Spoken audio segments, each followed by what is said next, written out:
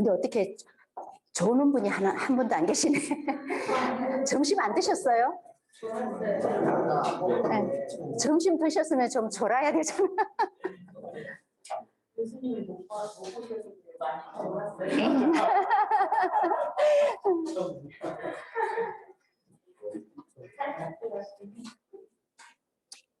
제가 이제 소스로 눈썹 그리는 거, 눈썹은 이제 제가 막 문신을 많이 하잖아요. 문신하는 분들한테 물어보니까 막 귀찮아서 문신한다 그러더라고. 막 날마다 그리려니까 귀찮아서 그냥 문신한다 그러더라고. 근데 여기 계시는 분들은 문신 안 했네. 선생님 하다 말았나? 안 했네. 아니야. 왜냐하면 이 눈썹으로 연출하는 거예요. 예를 들어서 아가씨들이 뭐 시부모님들 상견례 하러 가는데 눈썹이 너무 이렇게 진하면요 어떻게 보여요? 강하게 보이잖아요.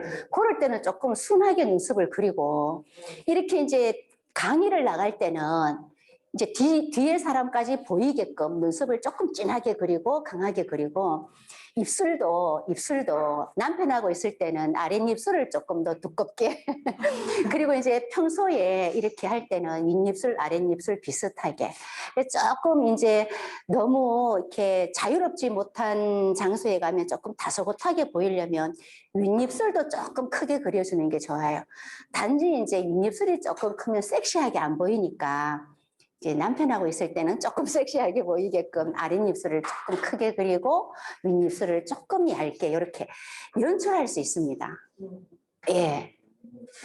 그 이유가 다 있어요. 이게 그 부위에 따른 의미가 있거든요. 이제 그것을 배우는데 이제 한 학기 정도 배우겠죠.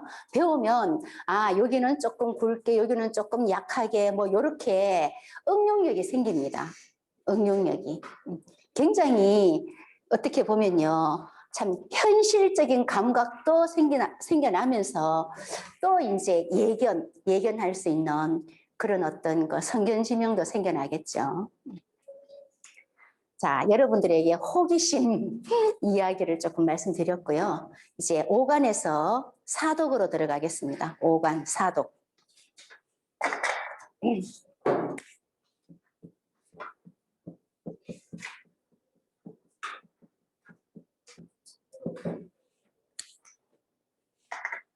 자, 독은 항아리 독자입니다. 우리 이 이목구비의 이 독은요, 항상 물을 담아놓는 그릇입니다. 물을 담아놓는 그릇. 항상 물수변이 들어가 있습니다. 물수변.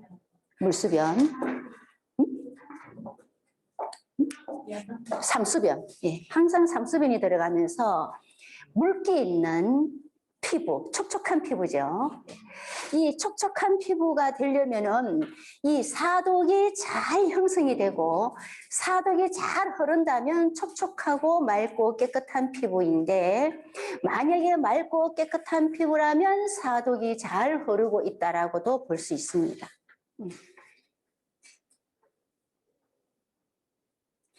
자, 먼저 하독. 눈을 하독이라 얘기합니다. 하독. 다 물화 이렇게 물화, 하독.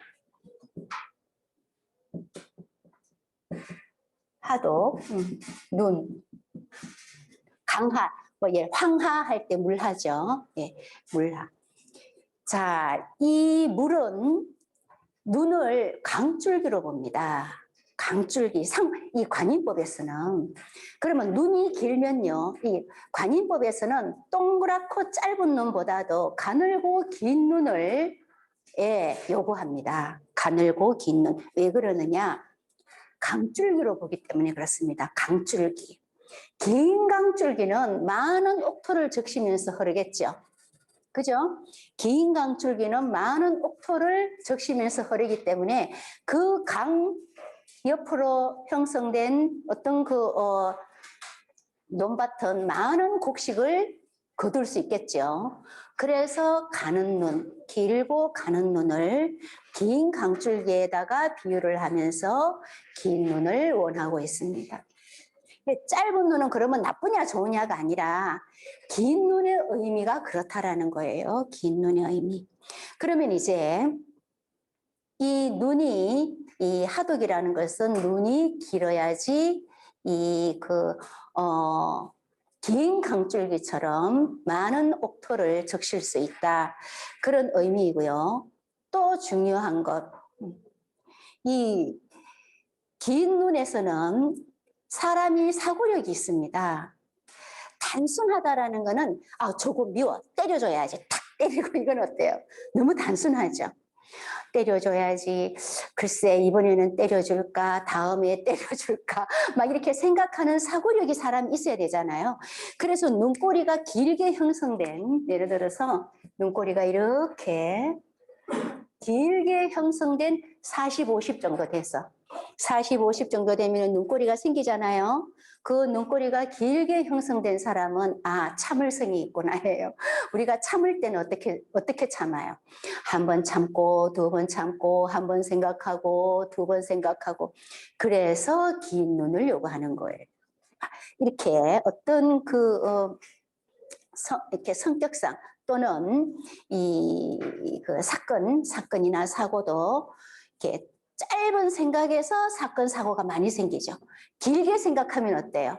그냥 참을인 100번 쓰면은 뭡니까? 다 넘어가더라. 이것처럼 그만큼 참는 게 그냥 최고 좋은 방법이다라는 의미도 되겠죠. 그런 사람을 저 사람은 잘 참는 사람인가, 잘 참을 줄 모르는 사람인가를 볼 때, 40, 50쯤 됐을 때, 눈가에 주름이 형성이 돼 있으면 잘 참아온 사람이구나를 알 수 있다라는 거예요. 우리가 관상을 본다 하면은 사람들이 뭐 하나의 귀신처럼 사람을 딱 보면 관심법처럼 이렇게 탁 꿰뚫어 볼 수 있는가? 그게 아닙니다. 이 사람은 살아가면서 흔적을 남깁니다. 흔적. 사람은 살아오면서 흔적을 남기는데 그 흔적을 주로 어떻게 남기느냐? 주름으로 남기죠. 주름. 그래서 사람의 주름을 훈장이라고도 얘기하잖아요. 예, 나이가 들면 주름을 훈장으로 봅니다. 그거는 사실입니다. 왜냐? 그 주름이 살아온 흔적입니다. 그래서 주름이 잘 형성되어 있고 아주 이렇게 유정한 주름이라고 얘기하죠. 유정한 주름. 이러한 긴 주름을 유정한 주름, 정이 있는 주름이라고 얘기해요. 유정한 주름. 그럼 유정 반대 뭡니까? 유정 반대. 무정이 되겠죠. 무정한 주름을 갖고 있느냐, 유정한 주름을 갖고 있느냐에 따라서 사람을 관찰하고 해석하는 게 완전히 다릅니다. 유정한 주름은 정이 있는 주름입니다. 내가 탁 때렸는데 얼마나 아팠을까? 내가 맞지는 않았지만 또 탁 부딪혔어. 얼마나 아플까? 이렇게 내가 부딪히지는 않았지만, 그죠? 보면 얼마나 아플까를 내가 느끼는 것 같잖아요. 그게 이제 유정한 주름입니다. 유정한 사람. 예를 들어서 그러면 이렇게 얘기해요. 어떤 사람이 살인을 합니까? 이렇게 얘기하죠. 살인자라고 얼굴에 씌어 있나요? 씌어 있지 않습니다. 그것을 상법에서는 살인자 이렇게 안 가리킵니다. 주로 사람을 해코지하는 사람은 무정한 사람이다. 무정한 사람. 유정하냐 무정하냐 해서 유정한 사람은 딱 부딪혀도 얼마나 아플까 이렇게 느끼는 사람이 사람을 죽이기까지는 못한다라는 거예요. 그러면 이제 무정하다라는 것은 찔러도 아픈 줄 몰라. 예를 들어서 탁 찔러도 저 사람이 얼마나 아플까를 모르는 겁니다. 이제 그것을 우리는 서양학적으로 사이코다, 감정 조절이 안 된다, 다양하게 얘기하잖아요, 그죠? 예, 하는데 상법에서는 무정한 사람이다라고 얘기합니다. 그럼 무정한 사람이 이제 사람을 해코지 한다라고 얘기를 하지, 살인자 이렇게 적혀 있지는 않습니다. 그럼 우리가 살필 때도 사람을 마찬가지입니다.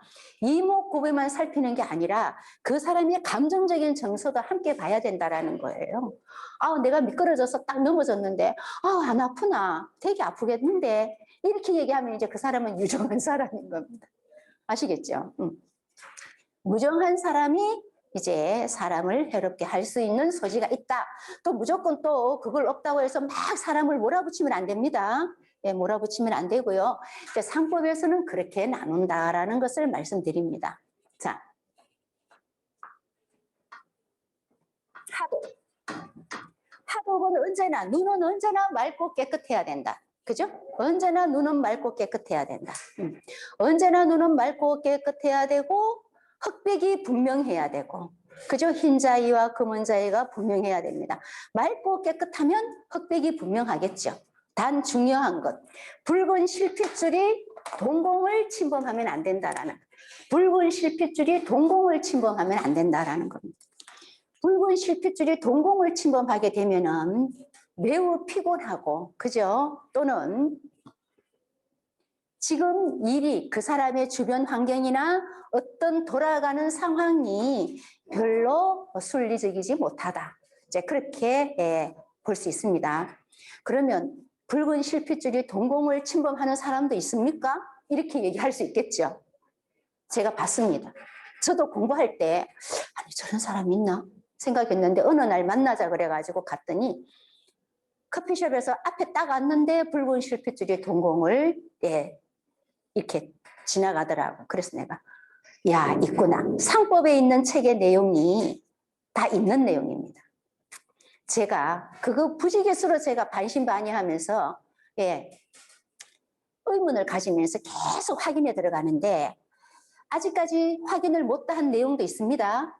그렇지만 지금까지 내가 확인한 것 중에서는 다 책에 있는 내용이 맞았습니다. 근데 그분이 그 눈동자, 붉은 실핏줄인 눈동자를 관통한 이분이 그 땅을 샀는데 그게 국유지예요, 국유지. 근데 국유지인 줄 모르고 샀는데 나중에 보니까 이게 국유지야. 그래가지고 행정소송을 했는데 못 이기더라고. 그리고 이제 공부하러 나오다가 제가 이제 물어보려고 어떻게 되냐고 물어보려고 기다렸는데 안 나오시더라고. 그래서 제가 물어보지는 못했는데요. 그런 일이 있더라고요. 그래서 꼭 뭐 이렇게 이제 침범하는 사람들은 위험하다. 어떤 그 일이 잘 풀리기가 어렵다. 이렇게 볼 수 있습니다. 그래서 눈을 잘 관리를 해야 됩니다. 물론 관리한다고 그게 되나요? 되고 안 되고는 나중 문제고 일단 나는 관리를 해야 됩니다.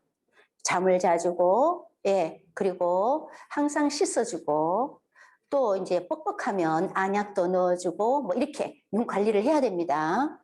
그것이 뭡니까? 그것이 정성입니다. 자기 몸에 관심을 갖는 게 정성입니다. 항상 눈을. 어떤 분은 눈이 그냥 항상 벌게요. 눈이 벌걸 때는 정서가 불안하거나 어쨌든 주변의 환경이 잘 안 풀리거나 또는 성질이 나서 열이 뻗치잖아요. 그럴 때도 그렇게 눈이 나타날 수가 있습니다. 그러면 식혀줘야 됩니다. 이거는 스스로가 식혀주고 깔아앉혀야 됩니다. 자, 하도 눈이다. 눈을 잘 관리를 해야 된다. 눈은 항상 물을 담아놓는 그릇이다. 눈은 항상 맑고 깨끗해야 되는데 어떻습니까? 우리가 안약을 넣어주면서 눈을 부드럽게 만들어주죠. 만약에 눈에 수액이 없다면 눈을 굴리기가 뻑뻑하겠죠. 그죠? 그 적정한 수액이 눈에 고여 있어야 됩니다. 항상. 근데 그것이 항상 순환이 돼야 됩니다. 이게 순환이 되지 않으면 부패되고 눈곱이 끼고, 그죠? 눈곱이 끼고 눈이 어때요? 탁해지겠죠. 그래서 이게 건강과 맞물려 있습니다. 건강과. 감기 걸리고 하면은 어때요? 눈이 뻑뻑해지면서 눈에 열이 차게 되는 거죠. 건강과 맞물려 있다 이렇게 보는 겁니다. 자, 코도 마찬가지입니다. 코는 코딱지가 만들어지죠. 그것처럼 코도 적정한 수분이 유지되어 있어야 됩니다. 그렇지 않으면은요, 숨쉬기가 힘듭니다. 여러분들이 열나면, 감기 걸려서 열나면 코가 마르죠. 그러면 숨쉬기가 편해요? 아니죠. 그거는 뭐냐? 코의 습이, 적정한 습이 다 말라버린 겁니다. 그리고 열이 너무 오르면 청각신경도 마르죠. 이 귀에도 항상 뭡니까? 이 수액이 담겨 있어야 됩니다. 적정한 수액. 입은 말할 것도 없습니다. 입은 항상 어렸을 때는 이 침 흘리는 아이들이 건강하죠. 막, 그죠? 나이가 들어서 노쇠해지면 침이 마릅니다. 그 침이 마를 때는 노쇠해진 겁니다. 자, 그럴 때는 우리는 물을 많이 마시라고 얘기하잖아요. 물을 많이 마시라고 얘기하는데 물론 도움은 되겠죠. 도움은 될 것입니다. 그러나 내 입에 침이 마르는구나 하면 이제는 노쇠 현상으로 들어가는구나 생각하면 이거는 무슨 병이 아니고 그냥 자연적인 현상이다라고 생각할 수 있습니다. 자, 그다음에 이제 그러다 보면 이제 침샘 작용이 또 쇠퇴되겠죠. 침샘 작용이 쇠퇴되겠습니다. 자, 눈, 그다음에 이 제독이죠. 제독. 제독은 건널 제자입니다. 제독. 코. 그 다음에 3. 이제 귀. 강독입니다. 귀. 강독. 그 다음에 회독. 입. 회독. 입입니다. 이렇게. 회독. 입.